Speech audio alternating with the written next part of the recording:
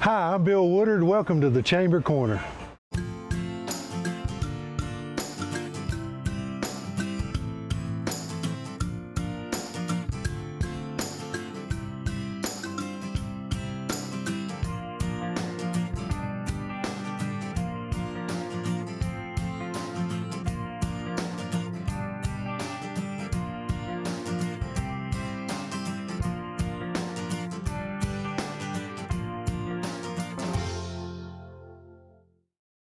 Well, we have a special guest with us. The Drug Prevention Coalition's well represented here, right? Thank you, Bill. You couldn't talk Donovan into coming with you?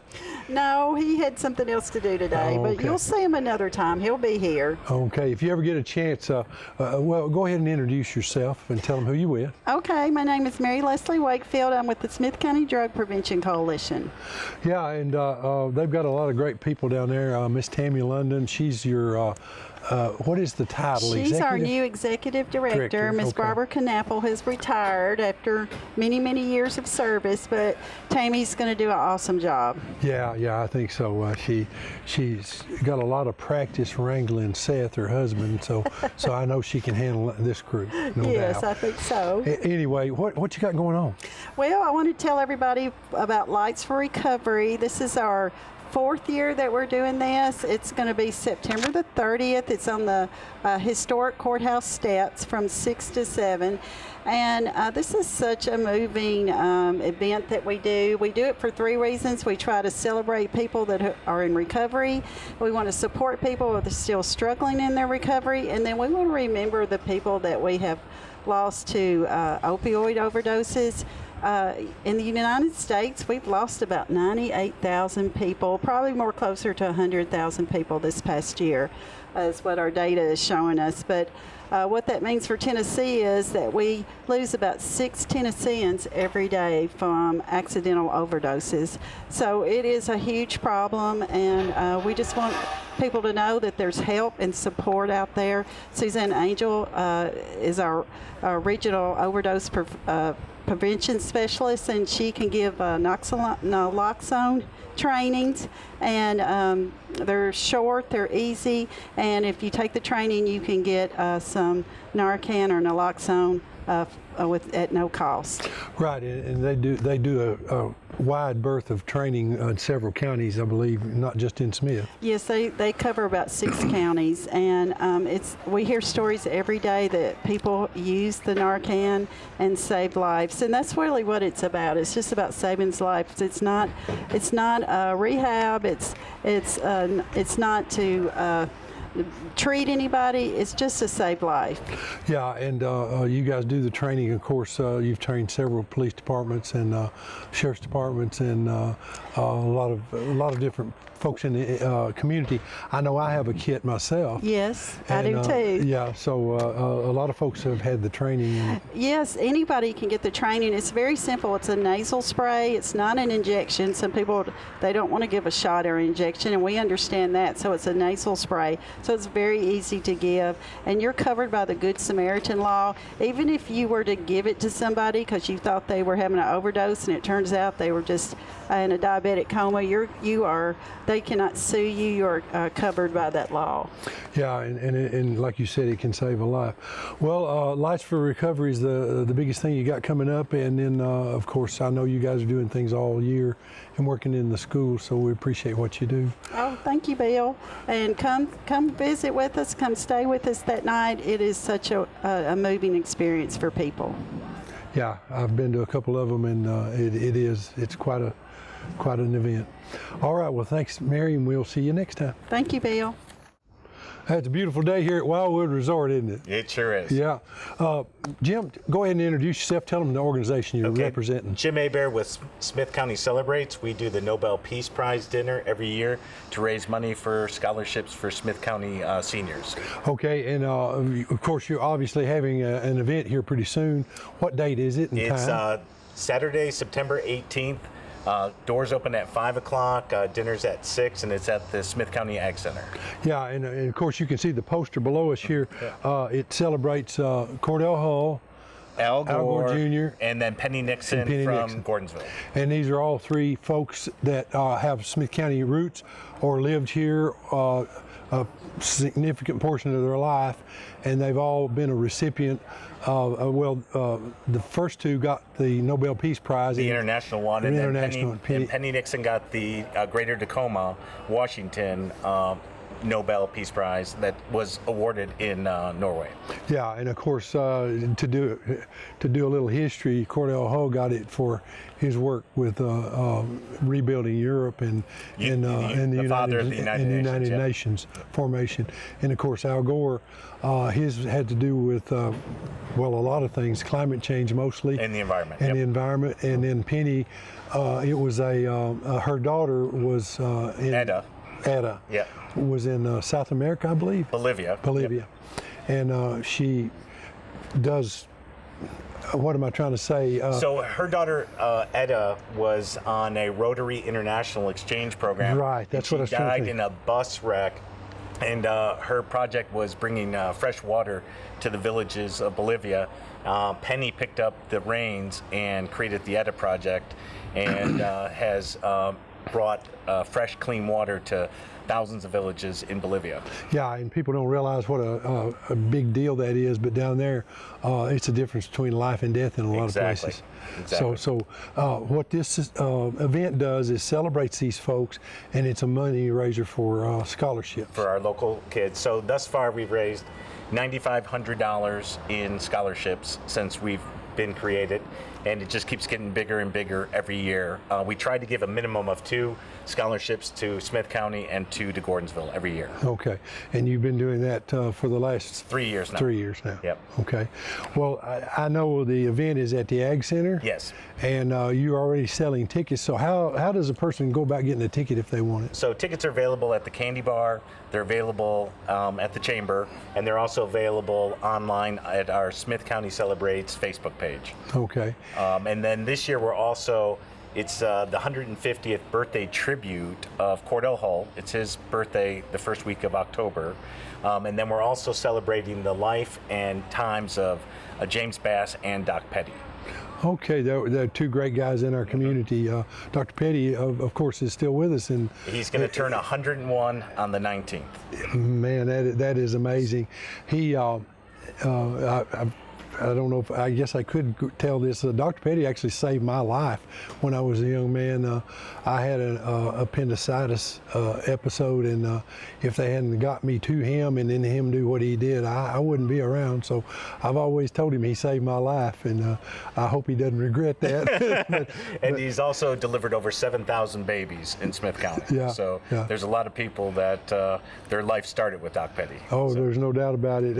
I know him and Dr. Wilson they were statues in the community of what you wanted to be, and Dr. Petty has been the same all these years. He is quite an individual that I respect and think a lot of, so I'm glad you're honoring him. Same with Mr. Bass. Mr. Bass, he left us here, I think it was last year, and he was one of those type of individuals that you could really respect and look up to, and I always was glad to be able to have aged up enough to where I could call them friends, and I'm really glad that you guys are celebrating their lives this time. Well, hopefully we'll see you there on September 18th. All right, Jim, thank you a lot for coming by. Tell them one more time they can get tickets at the Chamber, the Candy Bar, and on Facebook at Smith County Celebrates. All right, if you got any questions about it, you can call us at 615-735-2093, or just look on our website, or go to the Smith County Celebrates website. And Facebook page,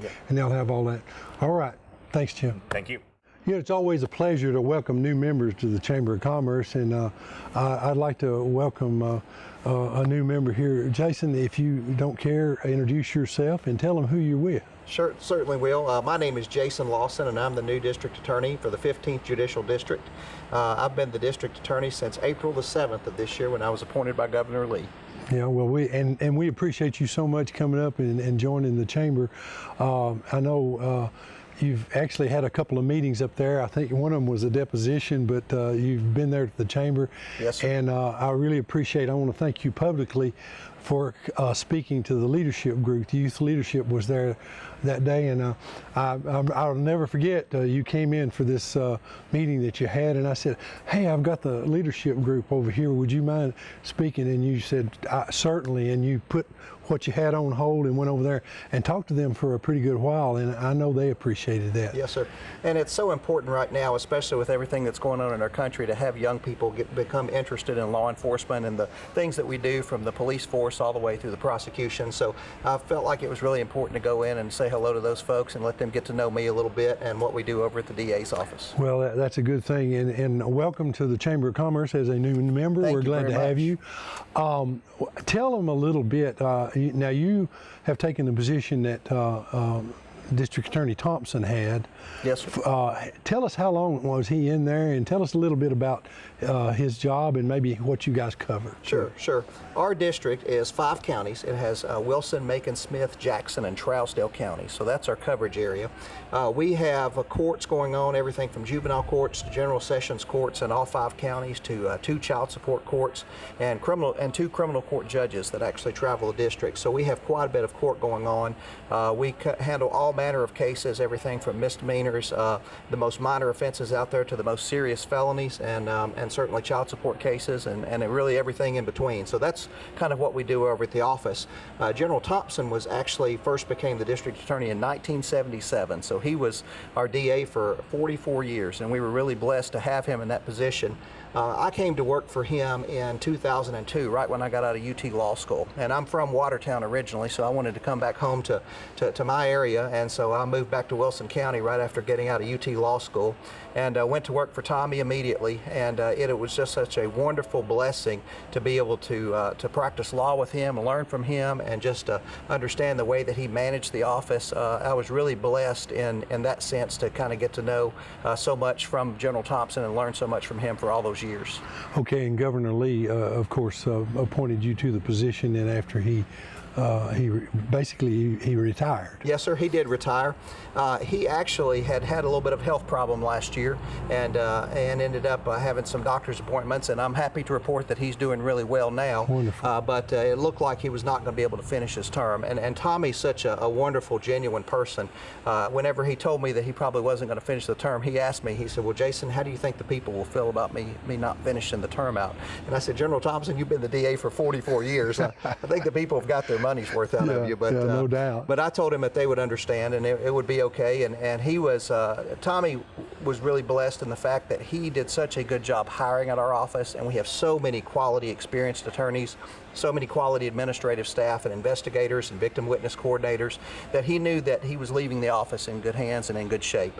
And so he had told me to go ahead and start having the conversations that I needed to have in order to try to become his successor. He had made me his deputy district attorney, and he had actually, this past year while he'd been sick, he had actually turned over signatory authority to me to let me kind of manage the office. So it was, he really helped me kind of shepherd me into the position, and it was a really interesting experience being appointed by the governor, but when the time came, his support, along with the support of so many other people, from law enforcement to the legal community to political leaders to everyone, it really was a big boost in helping me get the appointment from the governor. Well, I'm glad that you received that appointment, because I hear good things about what's going on, and like you said, that continuity means a lot. Yes, sir, it sure does. Now, 44 years for Mr. Thompson, that's got to be some kind of a record. I know in Tennessee it is.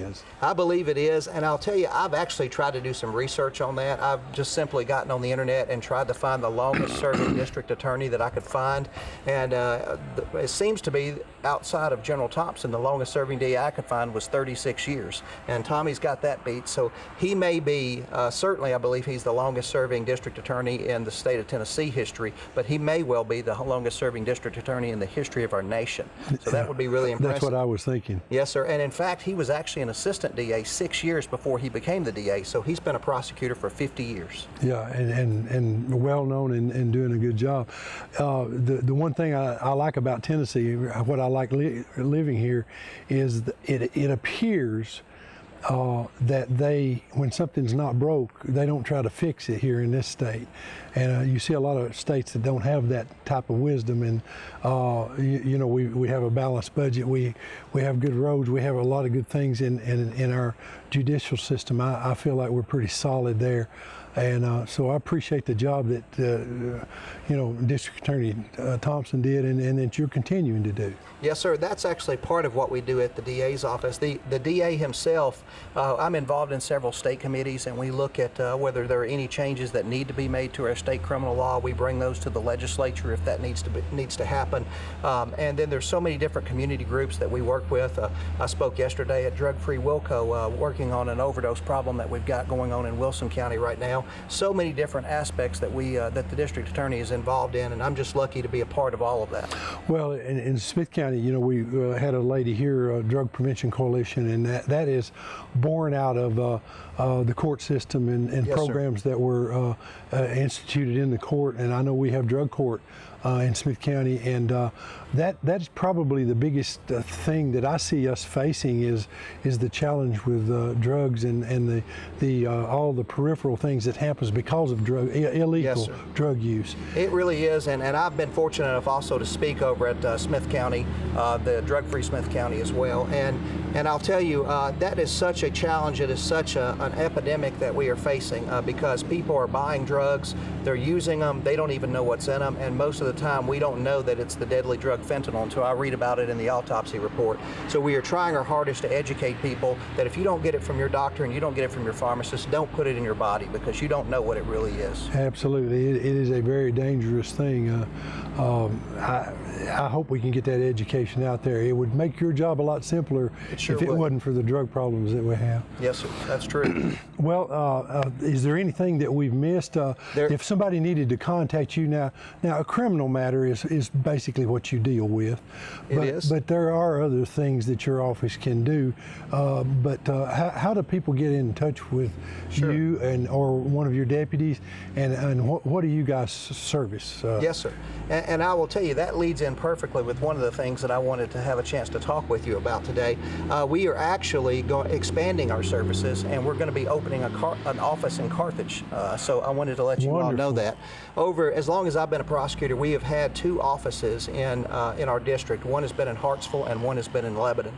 And I've always felt like we needed something in Carthage because Carthage is right in the heart of our district. And for folks over on our eastern side, they're over an hour away from any DA's office that I've got open. So it was really important to me to be able to work hard to try to get an office in Carthage, and it looks like we're going to be able to do that.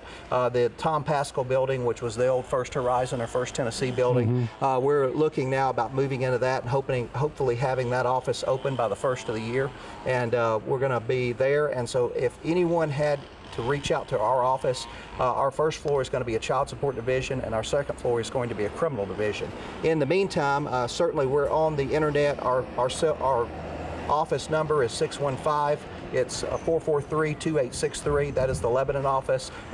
So 374-2604 is the Hartsville office. That's the best way to reach out to us.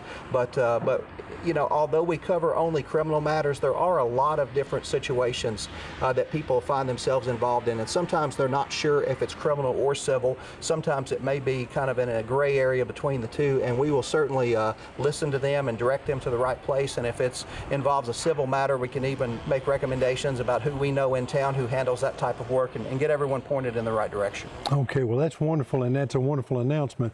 That building has been sitting there looking good but empty, and I'm going to be glad to see somebody in there now. Yes, sir. I'm excited about getting that office open, and I really think it's going to help serve not only Smith County but our entire district. Well, thank you for considering and doing that. I guess that pretty well covers the subject. Is there anything you'd like to say as sort of parting words?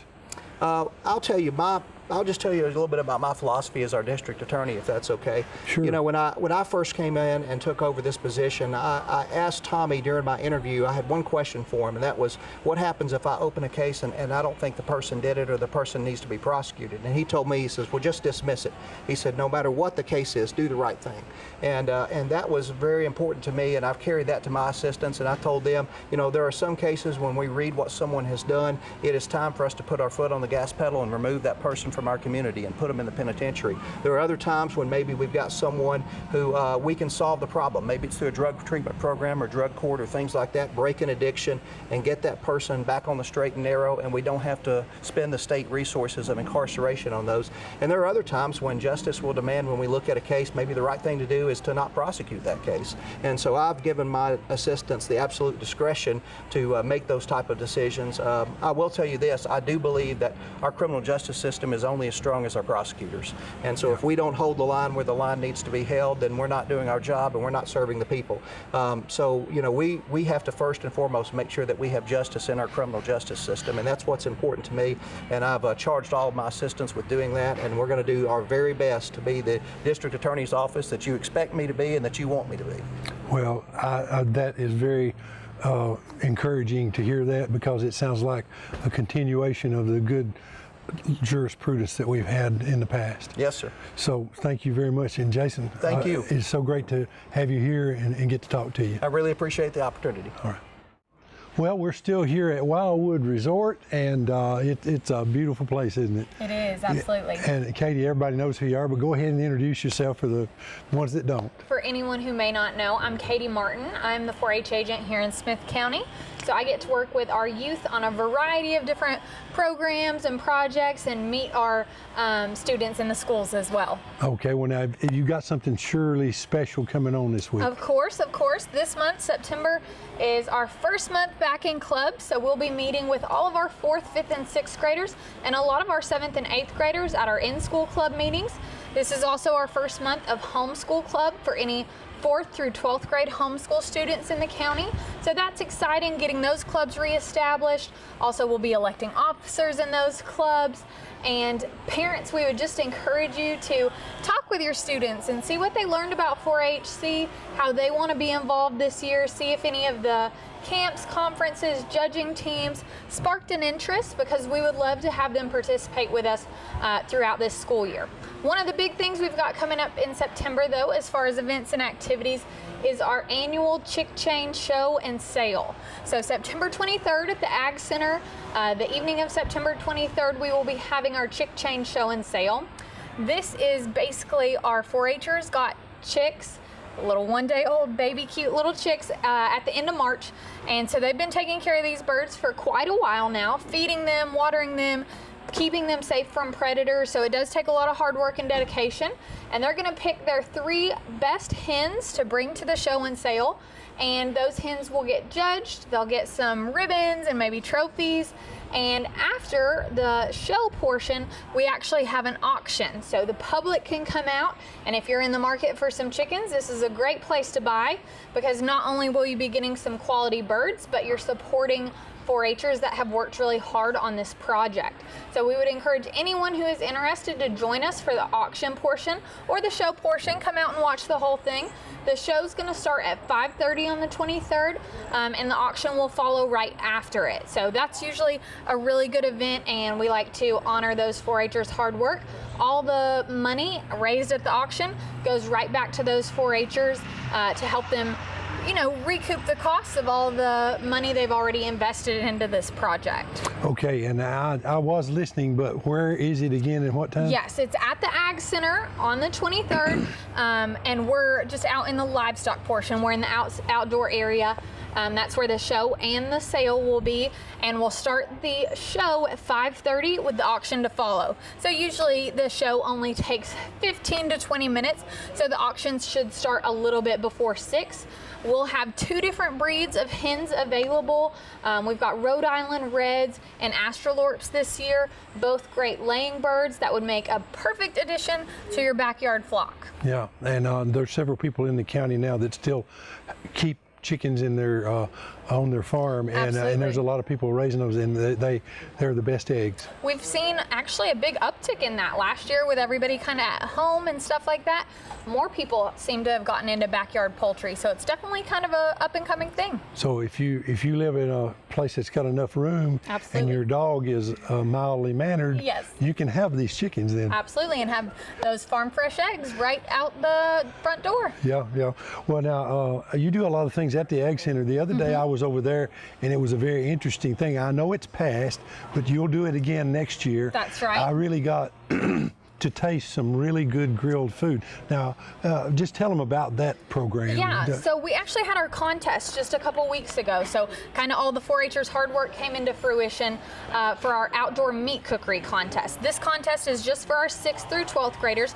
So our junior high and senior high youth actually learn everything there is to know about grilling safety, starting a fire, selecting the best cut of meat, creating their own recipe, seasoning that meat, and the 4-H'er does it all on their own for the most part. They set up their charcoal grill, they start their fire, they season the meat, they cook it. They have to be able to tell me what temperature that meat needs to be cooked to. They have to be able to tell me if they're planning to cook it medium well. So they learn a lot of real life skills, and a lot of parents love this contest because then their kiddos like to help cook dinner, grill a little steak, poultry, pork or lamb for them after the contest or while they're practicing for the contest. So outdoor meat cookery is definitely a great one to get involved in for any 6th through 12th graders. Yeah, and I thought that was a really neat, Yeah.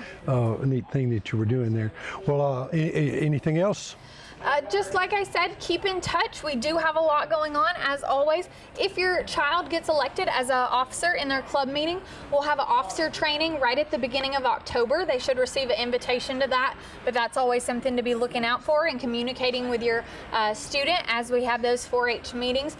And as always, the best way to stay in touch with us is our Facebook page, UT Extension-Smith County, or checking out our website, smith.tennessee.edu. And of course, you can always call the office at 615-735-2900, and me and Miss Rachel will try to answer any questions or help you any way we can. Katie, thank you very much. Absolutely. Okay, beautiful Wildwood Resort. Chris, this is pretty nice out here, It's isn't great here. Why don't we come here every month? it? Well, there's not a lot of farming goes on in this lake that I know of. understand. Now, you might know something that I know, Yeah, I don't know. understand. But anyway, you came to talk to us about what's going on Smith County Sure. agricultural-wise, Sure. right? So I guess we'll start with a couple of events that we've got coming up in Extension. Okay. Our Master Beef program, we've talked about that before, but we've got an online Master Beef that if people don't want to come to the face-to-face classes, I prefer they come to the face-to-face classes because Right. they can come and we can eat together and socialize and stuff. But with COVID and everything, I understand that not everybody wants to get out. So we do have an online option for Master Beef this year, starting September 13th.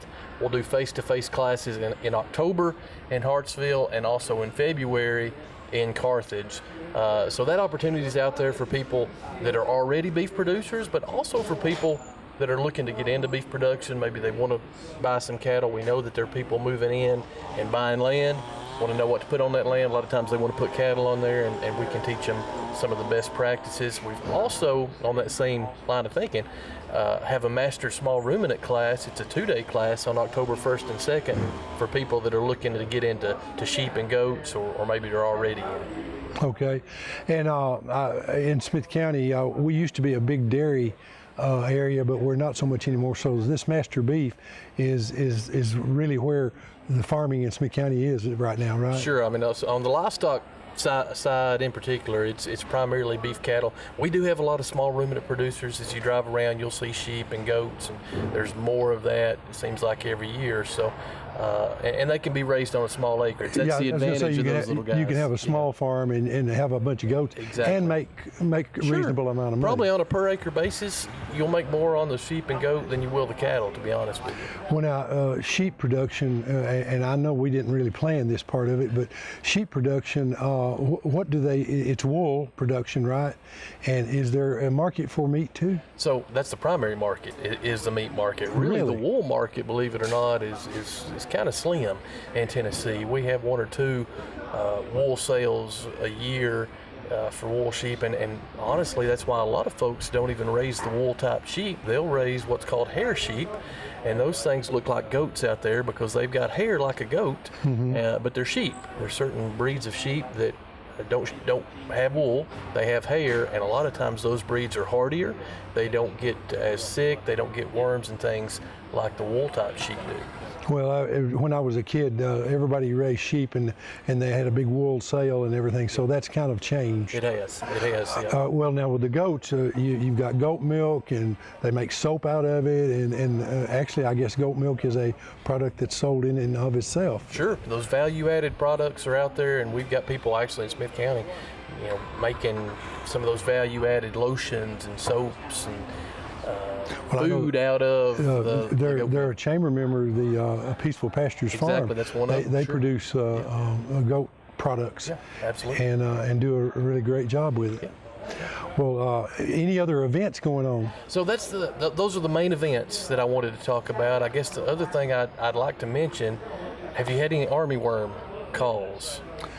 Because I've had a bunch of them. I don't know have if they've called the not, chamber. but they wouldn't call me about that. They're not calling the chamber, they're calling the extension office. But army worms, and there's a few different types of army worms out there, but this has been the year of the army worm. Really in the last week or two, we've been hit pretty hard in pastures and hay fields across the county. And they cut the tender shoot off. They'll eat the leaves, and they'll eat it to the bare dirt on certain things. They're somewhat picky in some instances, but then again, they eat a wide variety of things. They'll eat everything from the Bermuda grass in your lawn to fescue in a hay field to soybeans in a crop field. They're really ferocious eaters, and seemingly overnight they can really devastate a lawn or a pasture or a crop. Are they the ones that build the web type nest in the trees, or is that a different So that's worm? a different one. That's the fall webworm and the eastern tent caterpillar both build those nests where you see the spider web looking stuff in the tree. The fall army worm is one that migrates up. They don't like cold weather, so they don't overwinter here. They'll migrate up from like Mexico, southern Texas, and usually by the time they get to Tennessee, it's so late in the season that they don't cause a lot of damage most years, but they're earlier this year. And so in West Tennessee, they're already on their third generation. So they've already gone through the stages of egg to larva to pupa to moth to egg again 3 different times. Now they're on their first cycle here in Smith County, but we may see a few more cycles and regenerations. Yeah, so my advice would be scouting, be looking in your lawn, be looking in your pastures, your crops, and keep an eye out for these things because they're definitely here and can really devastate you pretty quickly. Okay, well, and you're getting like Mr. Glover used to be. I told him one time after he got through talking, I said, David, we're just going to be standing in a field with really short grass here if all this stuff comes to. Yeah. He was talking about stuff that will hit the trees. Sure. So, but we do have to be vigilant because these insects, they can be devastating to your yard, your crops, and everything. Yeah, and if you're like me and you're kind of tired of mowing, these guys will make sure you don't have to mow for a while. But in a pasture situation, you don't want that. You want all the grass you can get. You need all the grass you can have because you want to be producing that master beef. That's right. That's exactly right. Yeah. Okay. Any other events? I think that that sort of winds up the events and things that I wanted to mention. Just know that we're here at the Extension office. If folks have issues, need education on something farm related, we're happy to help. Okay, now Mary couldn't come. She's the Extension FCE director and does several other things too. I understand she is going to have a baby here before long. She has had. Miss Ellie is here. And so good. She's got a beautiful little girl, and so she's home with her and doing well. But we do still have some of the FCS things going on. The FCE clubs are still meeting. We've still got information on home economics and nutrition and health related topics that Mary has left us to share with folks that come in the office, so we can still help folks. So if they needed any FCE questions answered, they can still call you guys. Absolutely. And you can help Absolutely. them. Well, officially, congratulations, Mary. I think that's wonderful. Yeah, she is a fine young lady. Sure. All right. Well, Chris, thank you for coming, and we'll see you next month. All right. Thanks for having us. All right. We've got Mr. Matt Sigmund with it. Well, Matt, I need to let you introduce yourself. Tell them who you're with. I'm Matt Sigmund. I'm the hospitality manager here at Wildwood Resort and Marina. Okay, well, Matt, we really appreciate you allowing us to come here and tape. This is a beautiful setup that you have here. Well, we think so. It's a considered now to be a 4-star resort. And John and Natasha Dean are the owners of it, and they took ownership 4 years ago and have been building it to where it is today. Well, this section that we're sitting in right now, this is a new section that has been built, what, in the last year or 2 years? Yeah, this was built this past winter. It just opened up this summer. And out here, we're going to be increasing it. We're going to be putting in heat in here. We're going to have sides that are going to roll down. And this is where we hold all of our music, live music. And we also have some weddings that have been planned for here already this year. Okay, well now of course you've got the interior buildings too. You've got an inside dining area and kitchen and all of that. Yeah, we have a full-service restaurant and bar there, and a renowned chef. I'm going to have to say that because he has a following, and we have the restaurant set up here, but we also have it where we can use it as a conference center. So we can divide the restaurant, pull our doors down, and have closed-circuit TV and communication systems and everything for group meetings, for a lot of small business retreats and whatnot that come here. Well, now you have businesses that do retreats here and trainings, is that correct? Yes. We have quite a few. I don't know how many we've done so far, but we're doing, sometimes we have 2 of them going on at once. This year we've probably had at least a dozen, if not more. Okay, and we're of course situated here, for those of you that wouldn't know, on the Cordell Hull Lake. And you folks, of course, I'm sure you were at houseboats and jet skis or things of that nature. Is that right? Right. Well, we have a full-service marina here, and we do rent out pontoon boats, 22-foot pontoon boats, for people that they can use all day long or half day. We have kayaks, canoes, paddle boards, paddle boats for them also to use. Okay, well now, you've also got some rental areas. In fact, there used to be a campground here. I don't believe you have the campground anymore, but you do have rentals. Is that right?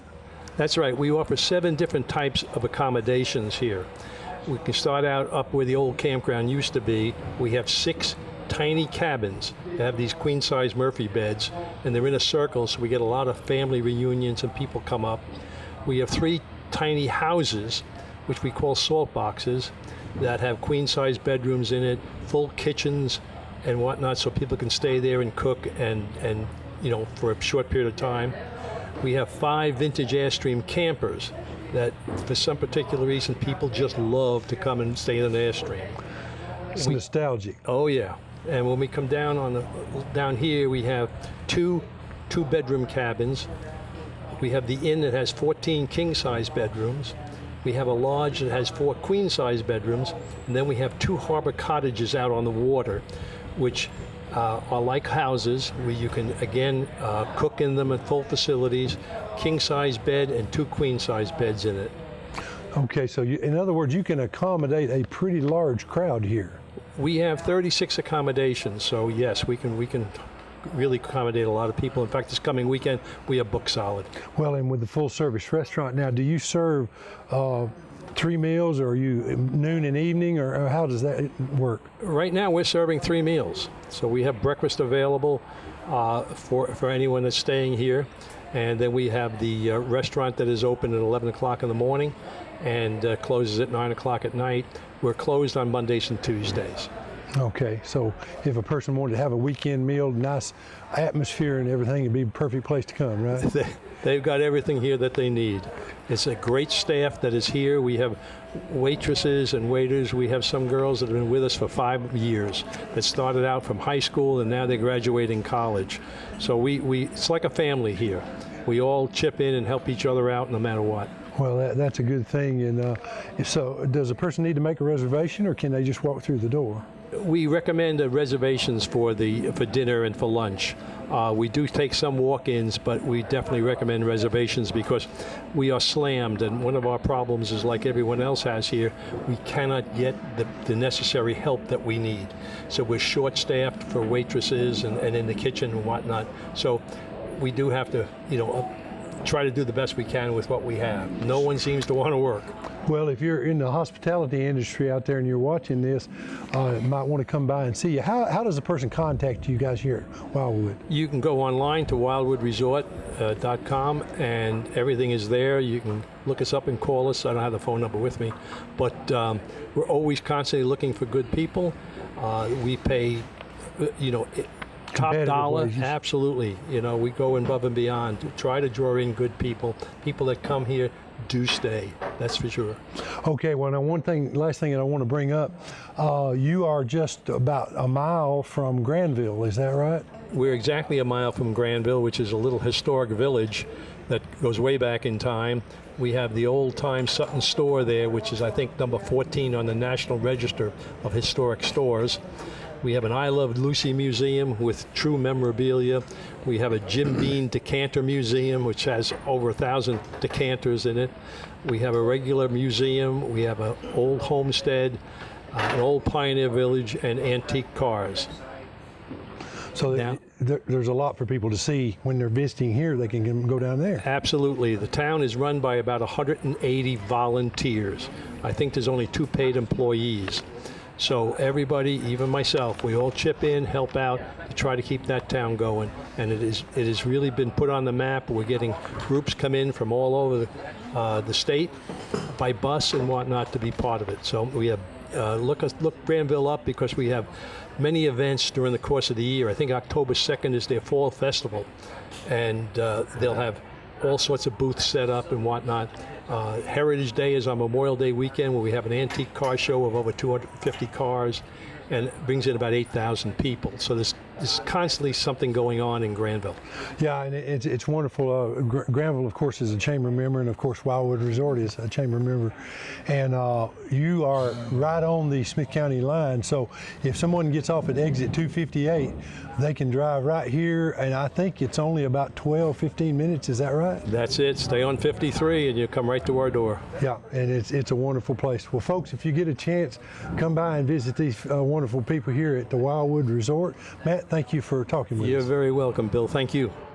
Okay, we are still here, obviously, at the Wildwood Resort.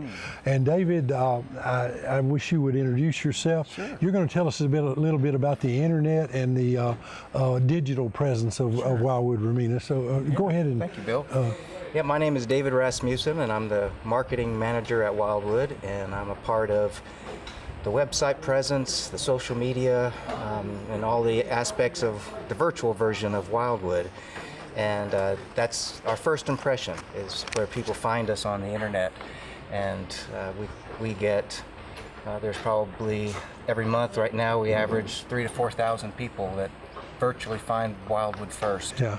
And but there's all kinds of information on our website that talks about all of our different lodging, all of our different dining, our menus, and as well as our corporate retreat center, which we're sitting on the outside of right now.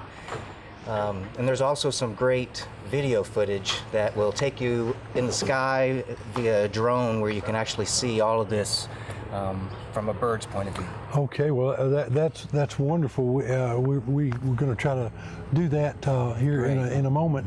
I wanted to mention something, though. David, you sort of came to Smith County, and you built a bed and breakfast called Butterfly Hollow, That's right. which is still a chamber member, by the way. That's right. And then you left there, traveled the world, and wound right back up here in Smith County. Can't run from your roots. There you go. Well, I just wanted to mention that. It's really great to have you back. Well, it's great to be here, and Wildwood has become our new family, and we've been able, my wife Sharon and I have been able to apply all the things that we knew and loved about being a part of Butterfly Hollow and hospitality through our friends John and Natasha Dean, who are the owners here. So we feel like we've been able to take some of the things that we did back then and use it still today. Yeah, when your hiatus was a few years there, wasn't it? Yeah, we didn't travel the world. We traveled in our RV, so we just stayed within the continental So if U.S. you had a highway, you went there, but That's otherwise.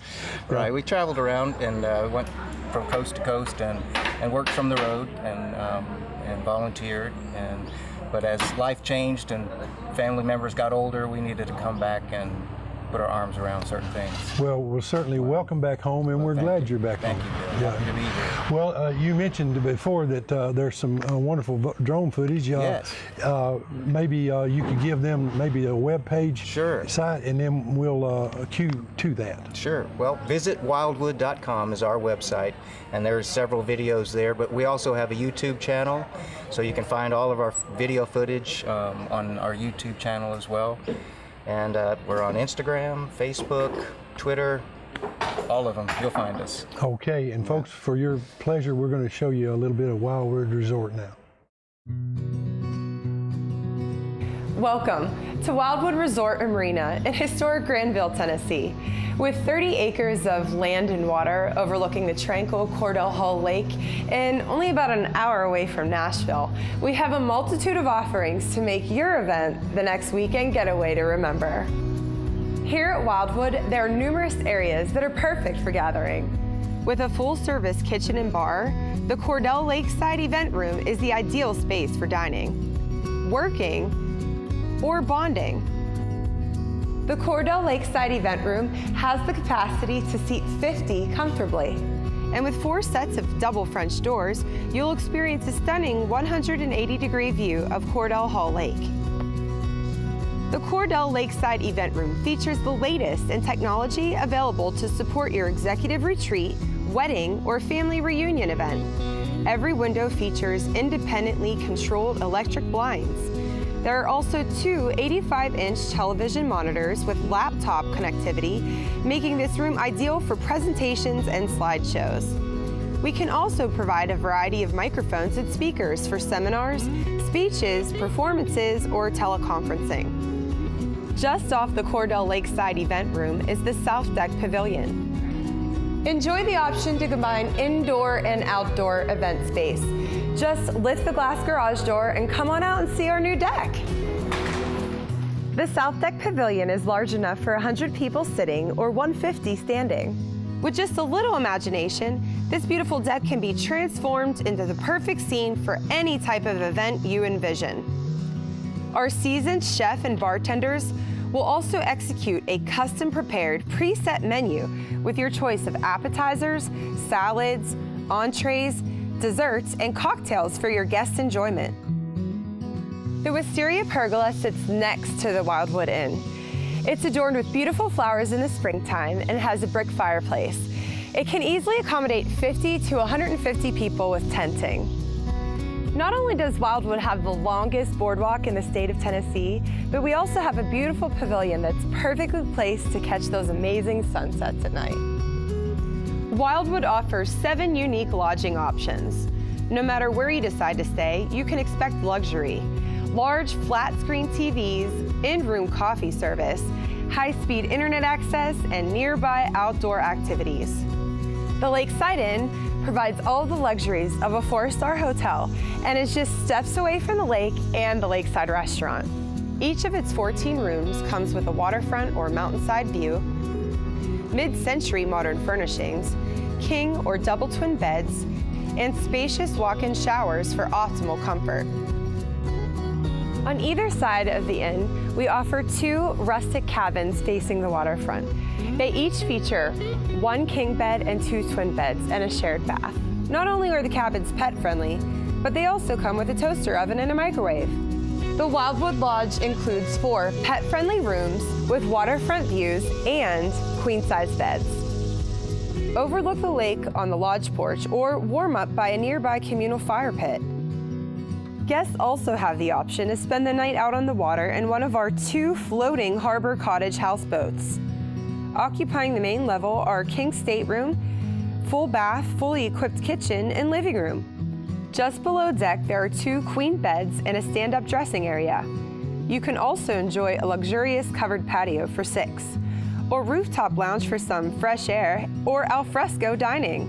Wildwood also features a separate area known as the Woods, with 3 additional lodging options. Guests can try their hand at glamping in one of our 5 pet-friendly vintage Airstream trailers. Each Airstream comes with a microwave, fridge, bathroom with a shower, and your choice of California queen, double, or twin bed sleeping accommodations. You can also enjoy a personal fire pit, picnic table, and comfortable chairs to indulge in outdoor activities. There are now 6 new one-room, pet-friendly village cabins surrounding a communal artisan fire pit in the woods, each with its own deck and outdoor seating. All with a full bath, these units are great for up to 6 couples. Enjoy sitting together around the fire in the evenings while taking full advantage of everything Wildwood has to offer during the day.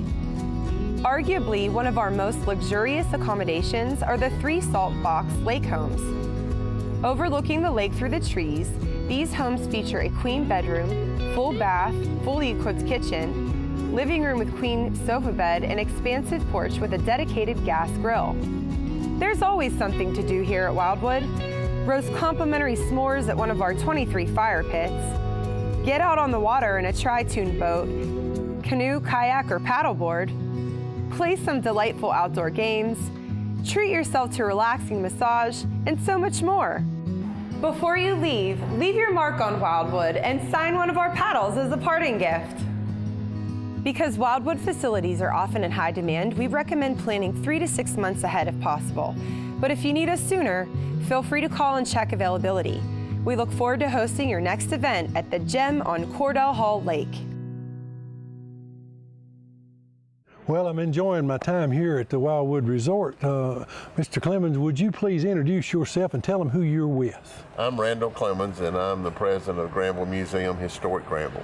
Okay, and Granville, of course, is 1 mile down the road from this. 1 mile down the road. Yeah, and there's a lot of stuff going on, and I know you want to talk about it. We are approaching our busiest time of the year. The month of October, we have a Scarecrow Festival that will be going on the entire month, opening on October the 1st. And we are known as Tennessee's largest Scarecrow Festival. We will have some close to 400 people that look real or some form of that, and then we have some 500 to 600 traditional scarecrows. And we'll be converting the whole town into Mayberry. We are Tennessee's Mayberry town, and our theme this year is Mayberry Characters on Parade. And so we have added a lot. We've been having a work crew that's been there every Tuesday for the last 3 weeks and be doing that throughout the month to get that ready. We will be opening that in conjunction with our fall celebration, which is on October the 2nd, which is Jazz on the Cumberland. It'll be the beginning of our Old Time Craftsman Festival that will be going on the entire month of October, Wednesday through Saturday as well. We'll have a quilt festival. We'll have all types of crafts. We'll have all types of musical entertainment, great food, lots of things for the kids as well. So it's just a real fun fall day that kind of kicks our season off for the month of October. Well, and you go all the way through from now through Christmas, right? We do. We will actually close the fall on October 31st, and the next day we will start decorating for Christmas, and we will open on November the 12th for our Christmas season. This year we'll be opening up with a ladies' fashion show that's called Women in Holiday Magic. We'll have the festival trees that will be from that time through the end of the year. We have Christmas characters on parade, where we have some 200 hand-painted Christmas characters that'll be decorating the streets.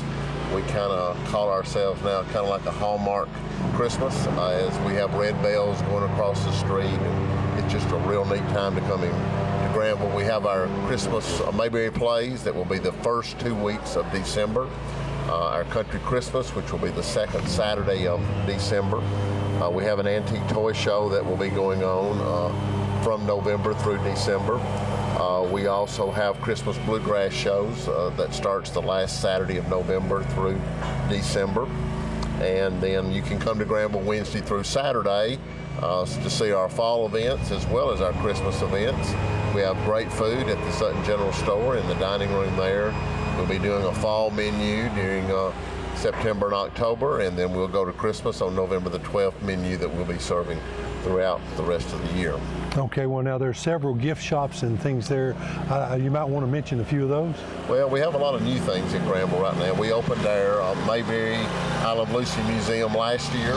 In May, we opened our new Decanter Museum, where we have some 1900 regal china Jim Beam whiskey decanters, and it's of every aspect of life. It's one of the largest collections of it. A lot of people say, well, I have no interest in a whiskey decanter. Well, I would encourage you to come and see it, and almost be willing to give you your money back when you get done if you weren't impressed with it, because we probably have had more comments about it than anything else. But we have the Granville gift shop, we have the Southern Shops of Granville, we have 2 floors of merchandise at the historic Sutton General Store.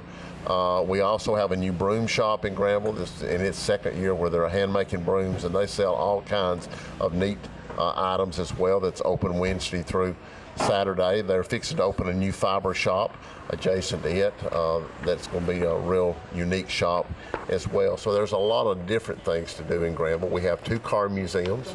We have a historic village, a historic home, and we have a total of 8 museums of some type of history, or maybe at least of that nature. Okay, and it's a good time when the festivals are going on to meet your friends and folks. There's a lot of vendors that line the street, and you have parades, and it's just a great place to be. It's a good place to come, especially the fall and Christmas season, and so we invite everybody to come out.